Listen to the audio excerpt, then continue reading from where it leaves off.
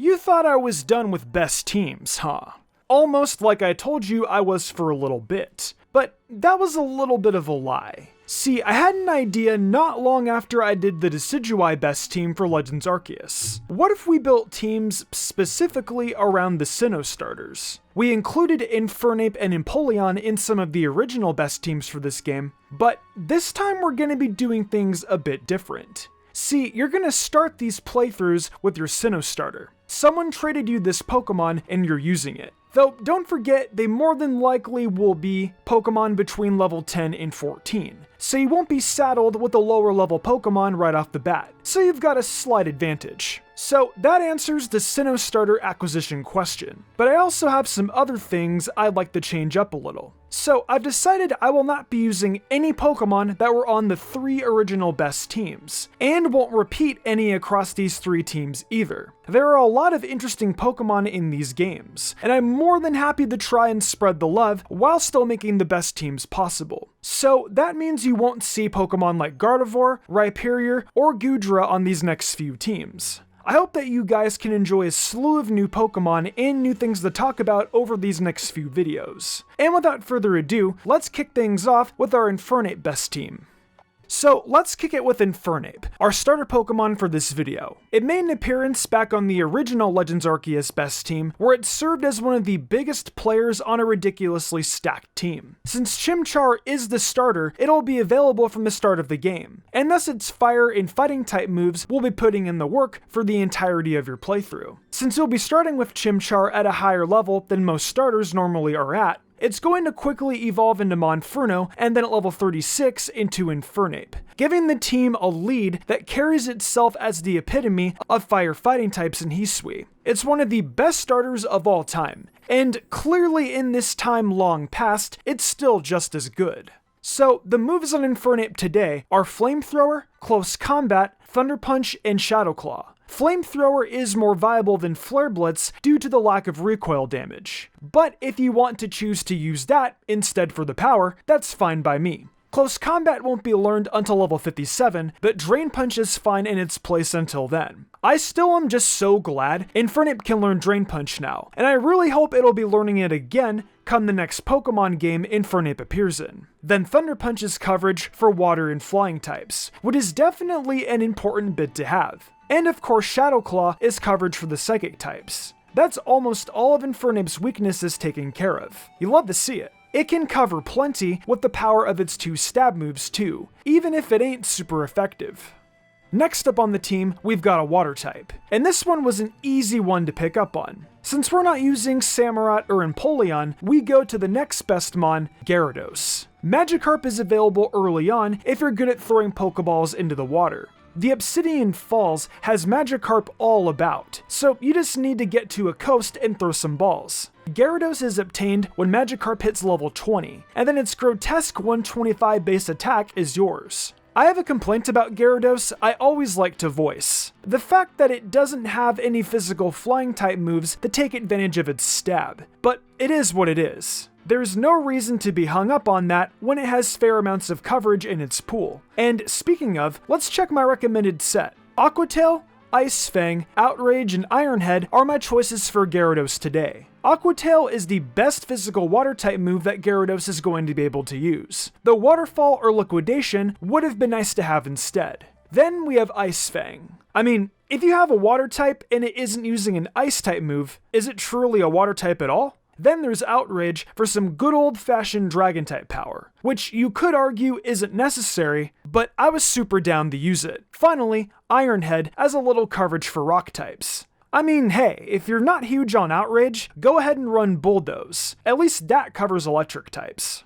Next up on the team, we continue the first gen power, this time with the now much easier to get Alakazam. Since Gardevoir was off the table, I went with the stronger but less coverage heavy option. Abra is a bit of a pain to get, as I referenced in a previous top 10, but when you do have it, you'll just evolve it at level 16 and then again immediately with access to a link cable item. Alakazam's base 135 special attack and 120 speed are effectively broken at the start of the game, and with the proper moves put on it, you can sweep through anything that isn't a special wall that you take on from nobles to trainer battles. It's pretty simple, right? That's why I don't have too terribly much to say about it. So let's get to those moves. We're gonna go with Psychic, Energy Ball, Shadow Ball, and Dazzling Gleam today for our Alakazam set. Psychic is a no-brainer, being the one stab move Alakazam can use super well. And then Energy Ball serves as some nice coverage, being that I couldn't call upon Roserade for this team. The next two moves, Shadow Ball and Dazzling Gleam, are ones I normally would have had on Roserade as well. Honestly, I talked about Alakazam sort of being almost a replacement for Gardevoir, though it kind of feels like a replacement for Roserade instead. That said, Alakazam does have some other coverage moves you can turn to if you want, as in just Charge Beam. So maybe just using the moveset I came up with is for the best. Let's get a new Pokemon on the team here for this next spot. One of the two best bug types in this game, Cleaver. It's another Pokemon that's going to require an evolutionary item, but that's no big deal for us and our constant gathering of MP and Ursaluna digging, right? Cleaver's 135 base attack makes it our strongest physical attacker on the team. I guess that's a little spoiler for our next two Pokemon, but it's still all good. Scyther is in the Obsidian Fieldlands, right near the area where you battle the Noble Cleaver, and as I said, it evolves with an item, the Black Augurite to be exact.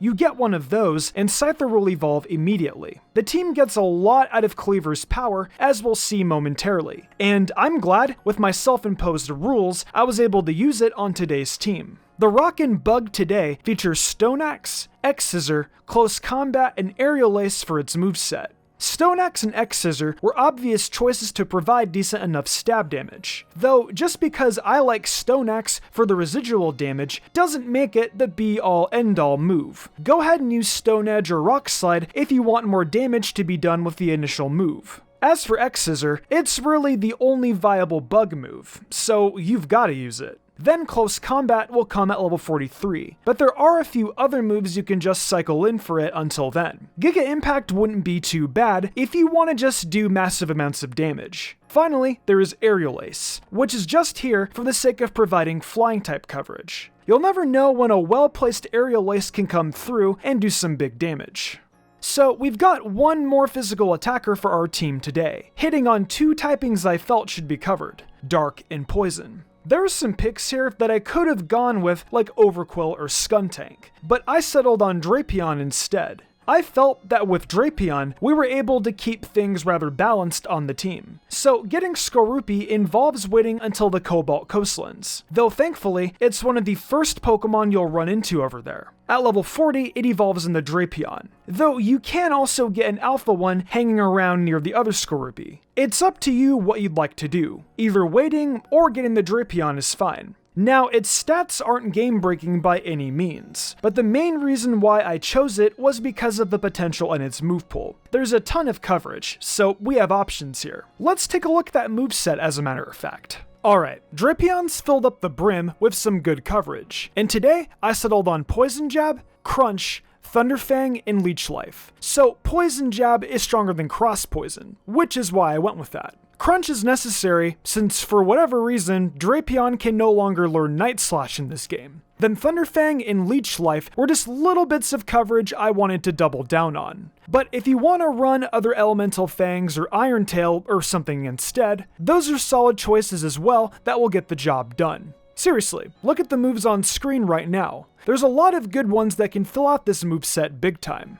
We close out the team today with the final Pokemon that takes a few items to evolve. I have made it very clear that Porygon Z, despite being difficult to get due to items, is very much worth pursuing for your team. Porygon is found in the Crimson Mirelands during a space-time distortion, and if you're lucky, maybe you can even find its evolutionary items in there too. However, if not, you'll need to grind for MP to buy the upgrade in Dubious Disc. So you'll get Porygon Z with its 135 base special attack, about as early as you're willing to work for it. It's a great complete coverage Pokemon that mops up whatever is left behind by Infernape and Alakazam after they've taken down everything. So our final team member brings Stab Tri-Attack into battle along with Thunderbolt, Ice Beam, and Psychic for coverage. We've talked a lot about Porygon Z's great move pool in recent videos, so I'll keep it brief. These are 4 great moves it can get a ton out of, but there are several other moves like Hyper Beam and Dark Pulse that bring the smoke as well.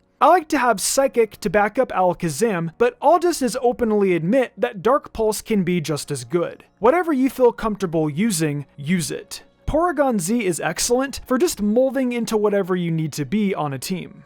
So we're gonna go over what this team does well against this time, and I'll keep it brief instead of getting too winded with it. When you face off with Cleaver, you can use Gyarados for an easy victory, though the fire moves of Monferno will do just as well. Then with Lilligant, you can use Infernape as well, and the same can be said for the other nobles. Really, you'll want to lean on your starter in every battle, and just have the other Pokemon on your team come in if Infernape gets too weakened. I mean, as we know, you can even beat the nobles without any Pokemon. It is weird to say that you can do that in a part of this franchise, but it is possible. The small battles in the game against a rival character, the Wardens, and the 2 clan leaders are easily handled by Infernape as well. I mean, Goomy, Munchlax, Pikachu, they're all not going to stand a chance against the Infernape line. When you battle the Misfortune Sisters, you'll have Infernape handle Abomasnow, and then Alakazam tango with Toxicroak. As for Gengar and Rhydon, that's easy pickings for Porygon Z or Alakazam. Either will work. Infernape too if you keep Shadow Claw in it. The battle with Benny remains a small challenge, but his Gallade and Gardevoir can both be handled with a Ghost-type move, which Infernape and Alakazam just so happen to have. As for his other 2 Pokemon, they're also getting bodied by Alakazam's Psychic and Shadow Ball. Then for Komodo, you can get by using Gyarados against most of his team, and Infernape against Snorlax. It's honestly going to be pathetically easy. Though we now get to Volo, who is of course the only true challenge in this game. His team of Cynthia's Greatest Hits the Remix is annoying, and will take an all-hands-on-deck approach. You lead with Alakazam if you want to pop out an immediate Fairy-type move, though that can be super risky. If not Alakazam, go with Cleaver and try to use X-Scissor enough to prevent Spiritomb from putting your Pokemon in a loop of being tired with Hypnosis. Then you can just let Infernape take on Lucario, Roserade, and Arcanine before turning to Porygon Z to eliminate Garchomp and Gyarados to break Togekiss with Ironhead. When you take on Giratina though, that's when you have to try and lean into just an all-out assault of super effective moves from Gyarados and Alakazam. It's going to be tough, and you may find yourself wanting to change up moves from what I offered. I wouldn't blame you if you did, as taking on Volo is just such a difficult matchup. It's super rewarded when you overcome him though.